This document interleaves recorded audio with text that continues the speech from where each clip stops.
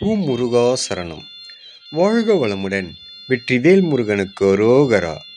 இன்றைய நாள் இனிய நாளாக அமைய எல்லாம் வல்லப்பன் முருகனின் அருள் எல்லோருக்கும் கிடைக்கப் பெறுக. நமது வாழ்க்கையில் நாம் இறைவனுக்கு மட்டும் பயந்து வாழ வேண்டும். மற்றவர்களுக்கு பயந்து வாழ வேண்டிய அவசியமில்லை என்று அருளப்படுகின்றன. மேலும் நல்ல மனிதர்களிடம் பயபக்தியோடு நடந்து கொள்ள வேண்டும். ஏனென்றால் அவர்கள் மனதை காயப்படுத்தக்கூடாது. அவர்கள் மனம் வேதனை அடைந்தால் இறைவனையே வேதனைப்படுத்துவது போல் ஆகும். அதனால் அவர்களுடைய ஆசீர்வாதம் மட்டும் கிடைக்குமாறு நடந்து கொண்டால் இறைவன் ரூபத்திலேயே அவர்கள் நமக்கு அருள் புரிவார்கள் என்று அருளப்படுகின்றன. ஓம் முருகா சரணம். முருகனின் மகன் ரவி முருகன்.